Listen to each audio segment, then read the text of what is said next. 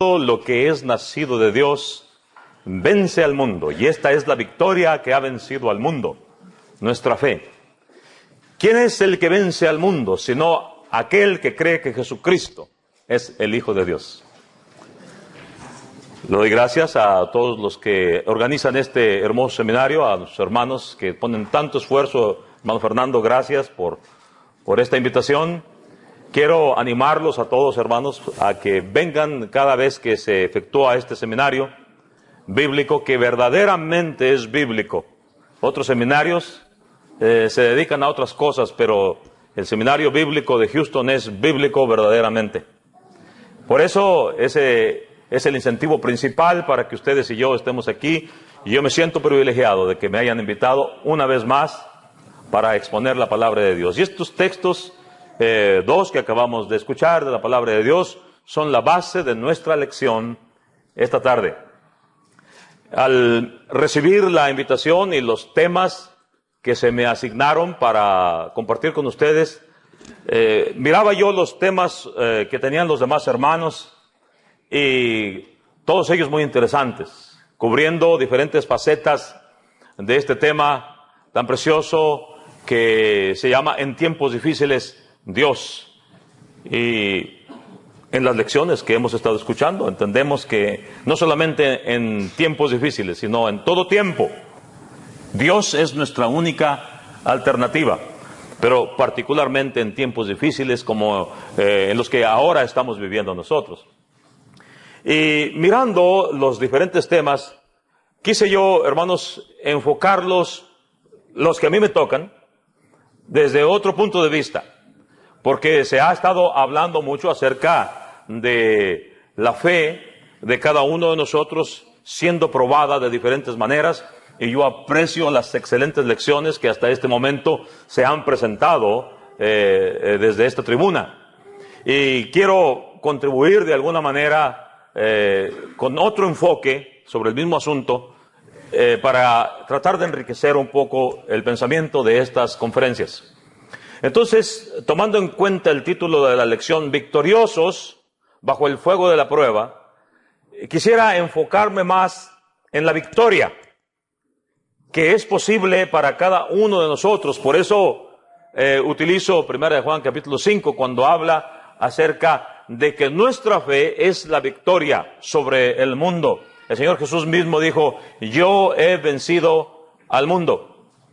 De manera que de eso vamos a estar hablando. La victoria que podemos obtener cuando la fe de Jesús está en nuestro corazón, independientemente de las circunstancias bajo las cuales estemos. Y hablando de victorias y derrotas, hermanos, la historia de las capitulaciones, de las victorias, de la firma, de la derrota de algunas potencias es larguísima a lo largo de la historia del hombre. Dos muy cercanas a nosotros son, por ejemplo, la que se firmó el 2 de septiembre de 1945 sobre el acorazado Missouri, cuando Memoro Shigemitsu, secretario de Relaciones Exteriores de Japón, a nombre del emperador Hirohito, firma junto con el general Douglas Eisenhower la rendición del Japón durante la Segunda Guerra Mundial. Es, hermanos, una ceremonia que ustedes pueden ver las fotografías todavía, cómo es que suben aquel acorazado, aquella comitiva de dignatarios japoneses con caras muy adustas y hasta molestas. Y todavía se puede ver, hermanos, allí las fotografías cuando aquellos hombres están firmando aquella capitulación. Una más cercana a la historia nuestra, que la gran mayoría, si no me equivoco, de nosotros somos de origen mexicano, es la que se firma el 15 de mayo de 1867. En Querétaro, el general Escobedo recibe de Maximiliano de Habsburgo su espada en señal de rendimiento ante las fuerzas del ejército republicano. Y finalmente, pues todos conocemos el final de esa historia, cómo es que el fallido imperio de Maximiliano llega a su fin en el Cerro de las Campanas. Quienes quieran ver con sus propios ojos el escenario histórico en el que ocurrió todo esto, vengan a visitarnos a Querétaro. Ahí encontrarán amigos y hermanos en Cristo y una ciudad preciosa que visitar.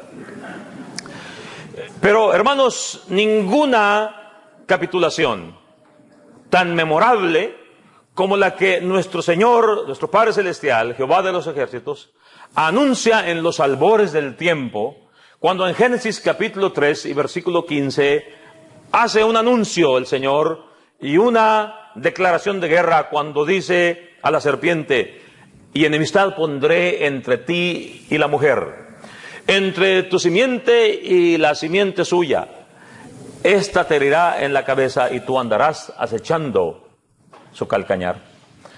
En este pasaje tan memorable, que es el germen profético de la Biblia, se hace, como dije hace un momento, una declaración de guerra y el anuncio de el vencimiento de las fuerzas malignas de Satanás, y cómo es que Dios lo anuncia con anticipación, y todo lo que la Biblia, hermanos, dice desde Génesis 3:16 hasta el último versículo del Apocalipsis es la historia de cómo Dios cumple la promesa de que en guerra, y esa guerra habría de finalizar con la victoria del ejército divino, el ejército de Dios.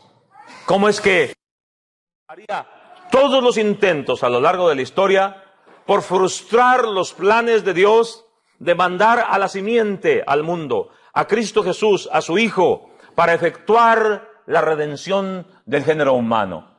Podemos revisar toda la Biblia, y toda la Biblia no es otra cosa sino la crónica de una muerte anunciada, de una victoria final de las fuerzas divinas.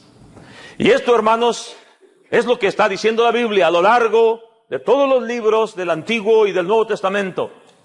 La fe en Cristo, la fe en Dios, es la que vence a Satanás, la que vence al mundo. Y Satanás va a lanzar sus dardos de fuego contra nosotros, contra los hijos de Dios, y no va a poder hacer nada, porque todo está perfectamente planeado para que Dios y su pueblo logren la victoria final. De manera que, pues, podemos hablar desde muchos puntos de vista acerca de esto, pero, hermanos, la verdad es que este otro aspecto, este otro enfoque es apasionante. Y la pregunta que voy a contestar esta tarde en base al tema asignado es: ¿cómo se logra la victoria aun cuando estamos a veces apabullados por el fuego de la prueba? Satanás va a lanzar sus mejores armas, sus más terribles y devastadoras armas en contra del pueblo de Dios, en contra del Hijo de Dios. ¿Cómo es que nosotros, hermanos, podemos lograr la victoria bajo el fuego de la prueba? Esta lección, entonces, tiene como propósito, hermanos, decirnos en primer lugar que sí es posible la victoria, que estamos en el ejército correcto. Porque ¿cuántas veces nosotros como cristianos, hermanos, dudamos? ¿Cuántas veces flaquea nuestra fe como pensando, bueno, la gran mayoría de la gente está del lado contrario, está haciendo la obra de Satanás y les va bien? ¿No será que estamos nosotros mal, que estamos equivocados? Hermanos, esta lección está diseñada para hacernos sentir, para darnos la certidumbre de que estamos en el ejército correcto, en el ejército que finalmente triunfará sobre todos los demás. Y permítanme, hermanos, entonces, compartir con ustedes algunas cosas que son básicas, que son fundamentales para que la victoria sea conseguible. Cualquier lucha, cualquier batalla, cualquier guerra que se pelee, se tiene que fundamentar en estos principios. Y nosotros, como parte del ejército de Dios, tenemos que conocer estos principios y tenemos que afirmarnos en ellos. Y tenemos, hermanos, que practicarlos, y no debemos jamás olvidarlos, porque estos representan la victoria garantizada. Y el primer principio que es básico para la consecución de la victoria es, hermanos, una alianza estratégica invencible. ¿Con quién nos vamos a juntar? ¿A quién nos vamos a aliar para salir victoriosos? Eso es fundamental. Miren, hermanos, a lo largo de la historia, tanto del Antiguo como del Nuevo Testamento, vemos alianzas para pelear unos hombres contra otros. Por ejemplo, Génesis 14. En Génesis 14, hermanos, se nos empieza a relatar que 5 reyes contra 4 tenían pleito. Arioc, Kedorlaomer, Sinar, Tidal. Tenían guerra, hermanos, contra Bela, Birsa, Sinab y otro más, que andaban ahí peleándose entre ellos, y entre la trifulca que armaron para poder quitarse sus bienes, para poder vencerse los unos a los otros, se llevaron, hermanos, entre las patas nada menos que al sobrino de Abraham, Lot, que vivía en Gomorra.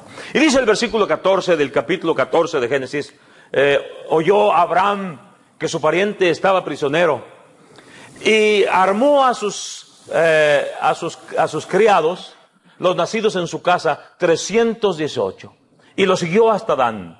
Y cayó sobre ellos de noche, él y sus siervos, y los atacó, y los fue siguiendo hasta Oba, al norte de Damasco, y recobró los bienes, y recobró a su pariente Lot y sus bienes, y a las mujeres y demás gente. Miren, hermanos, cuando pensamos en Abraham, no es cierto, hermanos, que tenemos la tentación de pensar en él como un pobre y abandonado beduino allá en el desierto, cuidando cabras, cuidando ovejas, como diciendo, bueno, cuando Dios llama a Abraham, realmente era un hombre insignificante. Pero véanlo aquí, hermanos, a este hombre, aliado de Jehová.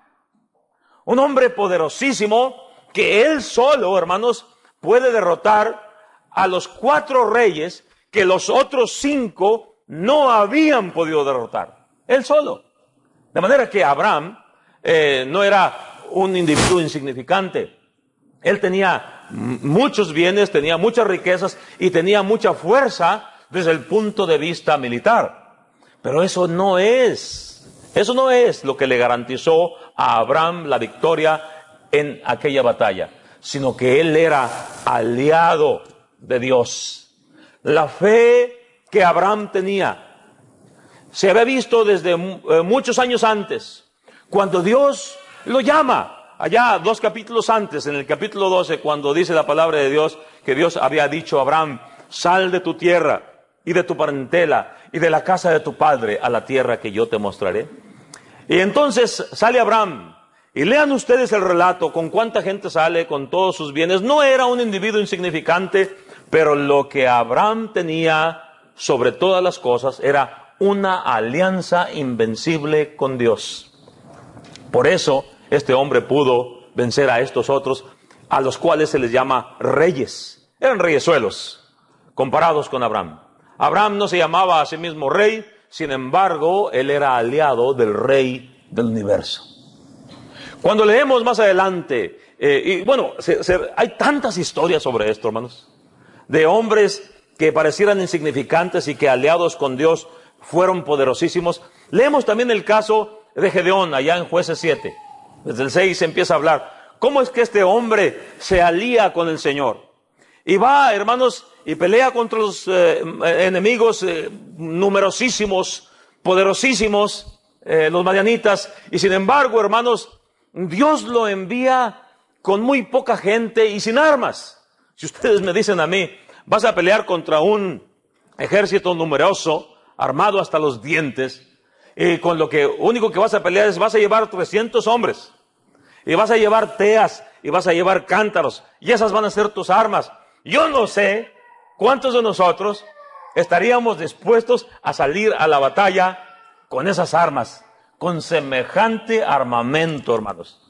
Pero Gedeón estaba aliado con Dios. Y entonces, esa noche, dice la palabra de Dios, el ángel del Señor sale y destruye miles y miles de aquel campamento, y a la mañana aquello, hermanos, era un tendido de cadáveres por todas partes. Y todo porque este hombre creyó en Dios, no en las armas, sino en Dios, y se alió con el Rey del universo. ¿Y qué diremos, hermanos, de David? Primero de Samuel, capítulo 17, empezando con el versículo 45, conocidísimo el pasaje. ¿Se acuerdan, hermanos? Entonces David dijo al filisteo: tú vienes a mí con espada y lanza, mas yo vengo a ti en el nombre de Jehová de los ejércitos, el Dios de los escuadrones de Israel, a quien tú has desafiado.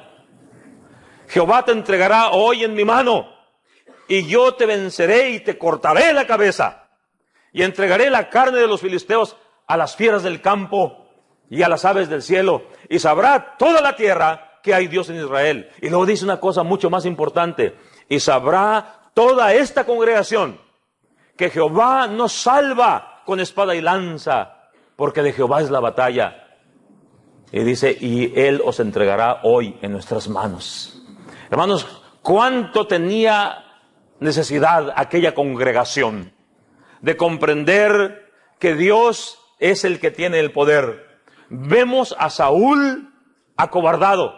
Vemos a los más grandes de Israel acobardados hasta que llega este jovencito, hermanos, que tiene fe en Dios, que es aliado de Dios y que finalmente, hermanos, le da la batalla a Israel por la alianza estratégica invencible que formó con Dios.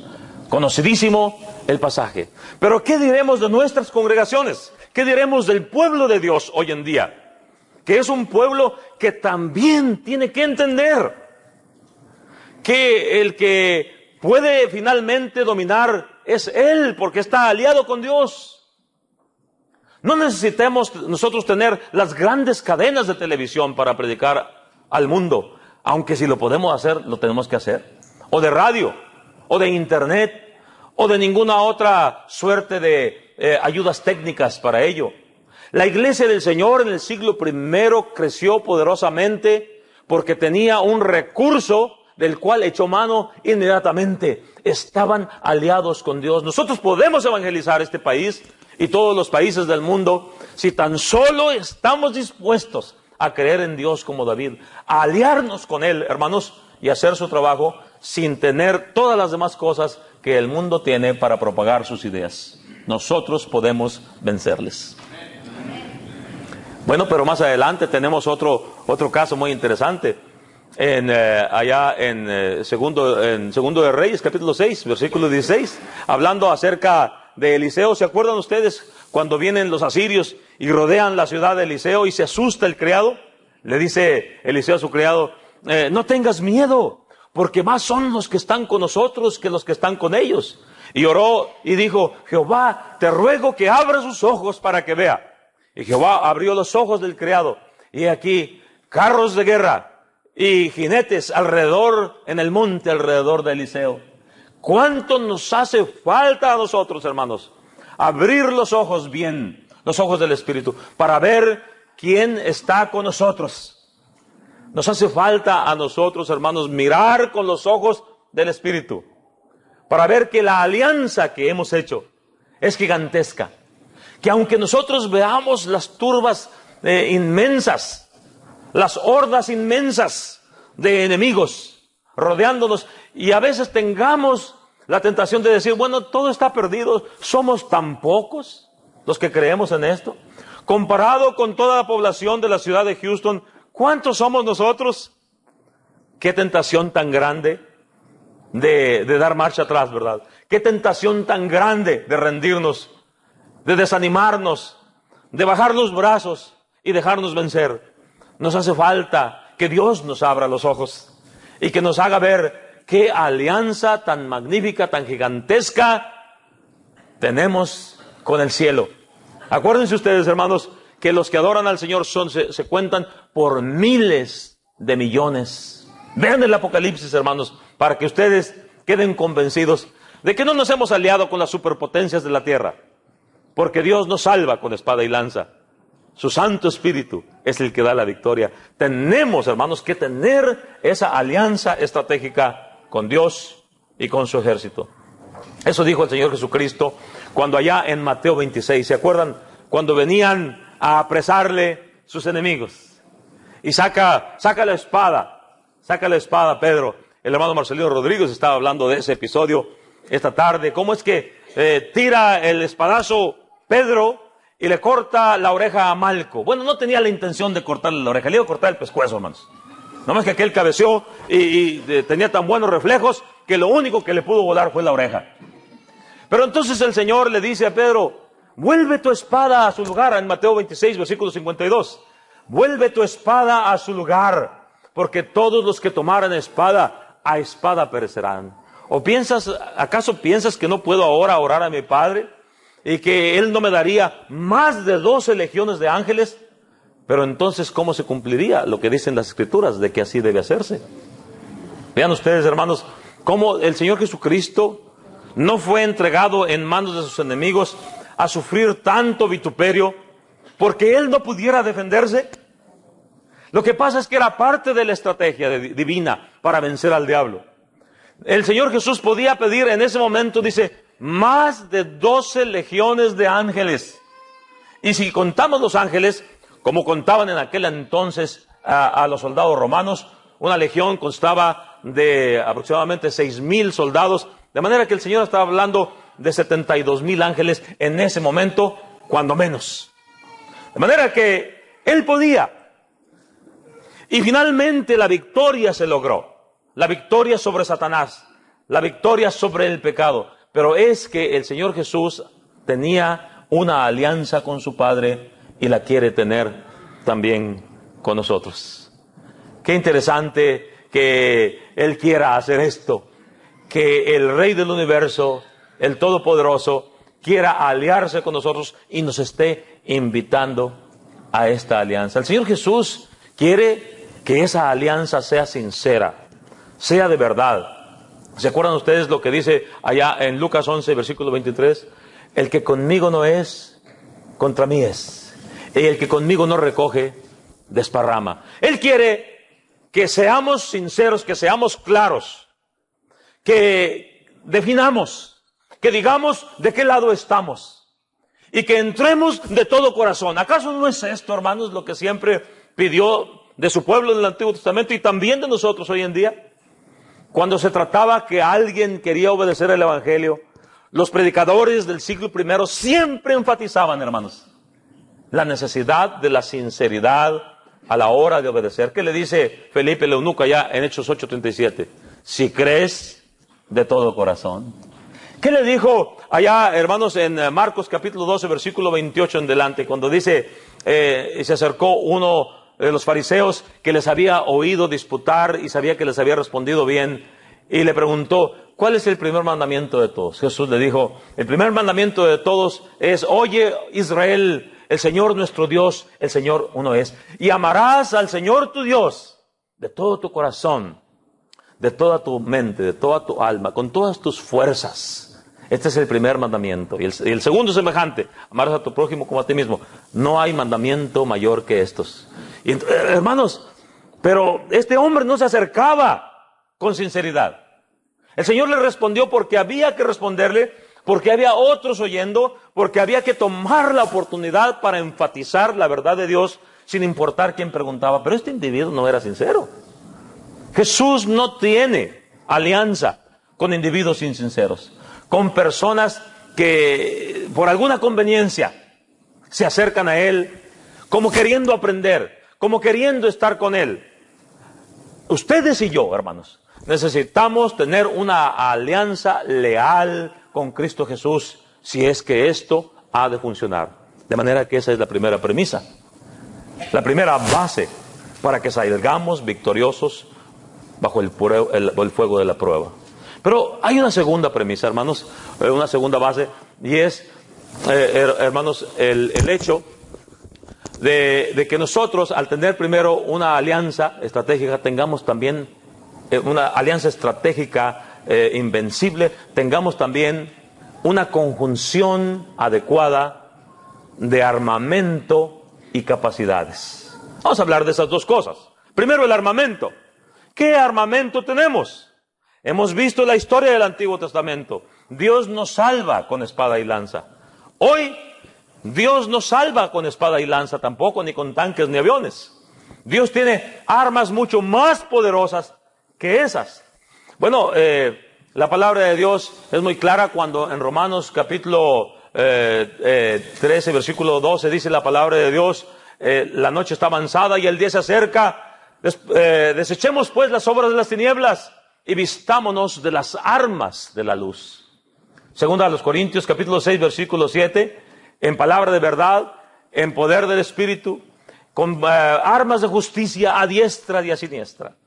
Segunda a los Corintios capítulo 10, versículos 3 y 4. Pero aunque andamos en la carne, no militamos según la carne, porque las armas de nuestra milicia no son carnales, sino poderosas en Dios para la destrucción de fortalezas. ¿Y qué diremos de Efesios capítulo 6, versículo 10 en delante? Dice, fortaleceos en el Señor y en el poder de su fuerza, vestidos de toda la armadura de Dios, para que podáis resistir contra, para que podáis resistir contra las artimañas del maligno. Porque no tenemos lucha contra carne ni sangre, sino contra principados, contra potestades, contra los gobernadores de las tinieblas de este siglo, contra huestes espirituales de maldad en las regiones celestes. Y sigue hablando de la armadura de Dios. Ese es el armamento de la palabra de Dios. Eso es lo que dice la palabra. Dice, estad pues firmes, ceñidos vuestros lomos con la verdad, vestidos con la coraza de justicia, calzados vuestros pies con el apresto del evangelio, sobre todo tomad el escudo de la fe, con que podáis apagar los dardos de fuego del maligno. Y luego dice la palabra de Dios, tomad el yelmo de la salvación y la espada del Espíritu, que es la palabra de Dios. Dígame usted, ¿qué armamento puede haber más poderoso que este? Las otras armas destruyen lo material, las nuestras destruyen lo espiritual, que es mucho más grande que lo material. Pero hermanos, ninguna arma es suficiente. Nada vale cuando nosotros no estamos entrenados, no practicamos en el uso de estas armas. Una persona que no sabe usar un arma, fácilmente se puede matar a sí misma. Pero si ustedes son soldados entrenados, ustedes pueden usar su arma en las peores condiciones. Armarla y desarmarla con los ojos cerrados. Esa es una de las prácticas en el ejército, para que usted pueda utilizar su arma correctamente. Nosotros como cristianos también, ¿qué tanto conocemos las armas que Dios ha puesto en nuestras manos? ¿Qué tanto creemos en el poder de ellas? Ese es el problema. El problema no es que Dios no nos haya dado los pertrechos y las armas adecuadas. El problema es que nosotros, muchas veces, no somos soldados capaces. El apóstol Pablo decía en 2 Timoteo capítulo 5 versículo 4, he peleado la buena batalla, he acabado la carrera, he guardado la fe. Por lo demás, me espera la corona de justicia, la cual me dará el Señor juez justo, y no solamente a mí, sino a todos los que aman su venida. Está hablando un hombre que utilizó las armas de Dios poderosamente y probablemente más poderosamente que nadie. Y miren todo lo que logró. Si no fuera por este soldado, ustedes y yo tal vez no estaríamos esta noche escuchando estas palabras de vida eterna. Un hombre que supo conocer el poder de las armas que Dios había puesto en sus manos y dejó las otras. Porque él era un hombre aguerrido cuando no conocía a Cristo. Él era un hombre poderosísimo. Pero él mismo dijo, todo lo demás no tiene importancia para mí. Es basura comparado con lo que Dios me ha dado, con el conocimiento del Hijo de Dios. Y aquí lo tenemos a este hombre diciendo, yo ya trabajé, yo ya luché, yo ya lo logré. Pero este era un hombre sumamente diestro en el uso de estas armas. ¿Cuánto tiempo creen ustedes que se necesita que una persona practique diariamente para que logre convertirse en un maestro en cualquier disciplina? ¿Cuántas horas tiene que practicar un pianista, por ejemplo, para llegar a ser un gran maestro? Cualquier instrumentista, cualquier persona que se precie de ser un maestro en lo que hace, ¿cuánto tiempo tiene que practicar? Hasta donde yo sé, los mejores maestros en cualquier disciplina practican un mínimo de 8 horas diarias. Yo le pregunto a usted, ¿cuánto tiempo necesitamos nosotros leer y estudiar el libro de Dios para convertirnos en armas y en herramientas útiles en las manos de Dios? Miren, hay un ejemplo muy curioso que registra la Biblia en Jueces capítulo 20, versículo 16. Cuando habla de la siguiente manera: de toda esta gente, habían 700 hombres escogidos, que eran zurdos, los cuales tiraban una piedra con la honda a un cabello y no erraban. Dice, y contaron todos los varones de Israel fuera de Benjamín, y eran 400,000 que sacaban espada, todos ellos hombres de guerra. Yo le pregunto a ustedes, hermanos, para que podamos nosotros alcanzar tal maestría, no dice a qué distancia le pegaban al cabello aquellos zurdos con la honda, con la piedra en la honda, no dice, pero la distancia que sea. Entre mis andanzas juveniles, en alguna ocasión quise yo aprender a tirar con honda. No les quiero decir qué fue lo que pasó, pero no fui muy afortunado en ese arte. Sin embargo, hermanos, cuando leemos de estos que no les fallaban el tiro a un cabello, a la distancia que sea, ¿ustedes creen que a David se le iba a escapar Goliat? ¿Ustedes creen que le iba a fallar? Mientras los demás lo miraban demasiado grandote para vencerle, David lo miraba demasiado grandote como para fallarle. Entonces, hermanos, estos hombres, ¿cuántas horas al día creen ustedes que practicaban? Porque no nacieron así. Y qué casualidad que eran 700. Eran hombres, hermanos, que se pasaban todo el día haciendo eso exclusivamente. Es decir, esos hombres tiradores con honda, que no le fallaban a un cabello con la piedra, nada más a eso se dedicaban. ¿Se imaginan ustedes en el campo de batalla lo que eran capaces de hacer esos individuos? ¿Se imaginan ustedes, ya no digo enfrentarse a 700, a uno de esos solo? ¿Se imaginan ustedes qué es lo que Jehová nuestro Dios podría hacer con esta multitud aquí presente en este recinto si todos nosotros fuéramos como esos 700 tiradores? Que todos los días nosotros estudiáramos la palabra. Oye, sí, yo sé que usted tiene que hacer muchas cosas, tiene que trabajar, tiene que estudiar, tiene que hacer 1001 cosas durante el día. Pero ya no digo que se dedique usted solamente a la lectura y el estudio de la Biblia, pero sí que aparte tiempo. Que usted en el día diga, esta es la hora en la que yo leo, en la que yo estudio, escudriño las Escrituras. Déjeme planteárselo así. ¿Qué sucedería con la iglesia del Señor si todos los que estamos aquí esta noche eligiéramos separar 2 horas diarias, 3 horas diarias de estudio bíblico? A la vuelta del año, ¿cuánto conocimiento tendríamos? ¿Qué tan buenas herramientas de evangelismo seríamos nosotros en las manos de Dios? Nada más en el transcurso de un año. Quiero decirles, hermanos, que si hiciéramos eso, la iglesia sería inmensamente grande. Nos estamos quejando de lo que hacen otros y lo hacen mal, pero esta es una cosa que nosotros estamos haciendo mal. No estamos practicando en serio lo que dice la palabra de Dios. No estamos estudiando la palabra de Dios y por lo tanto, si ponen en nuestras manos un arma, capaz que nos andamos matando solos. Así que, hermanos, piensen, ¿cómo es que aquellos individuos llegaron a hacer eso? Y lo que nosotros podemos llegar a hacer en las manos de Dios si somos estudiantes serios de la palabra de Dios. ¿Saben ustedes, hermanos, cuál fue uno de los problemas del pueblo de Israel? La palabra de Dios dice en Deuteronomio 17, empezando en el versículo 18, hablando del rey que habrían de tener, porque Dios se adelantó al tiempo y les dijo, va a llegar un día en que van a querer tener rey. Pongan uno de sus hermanos como rey. Y dice, y cuando se siente sobre el trono de su reino, escribirá en un libro para sí mismo una copia de esta ley, del original que está en las manos de los sacerdotes levitas, y lo tendrá consigo, y leerá en él todos los días de su vida para que aprenda a temer a Jehová. Y sigue hablando cómo es que iban a venir muchas bendiciones.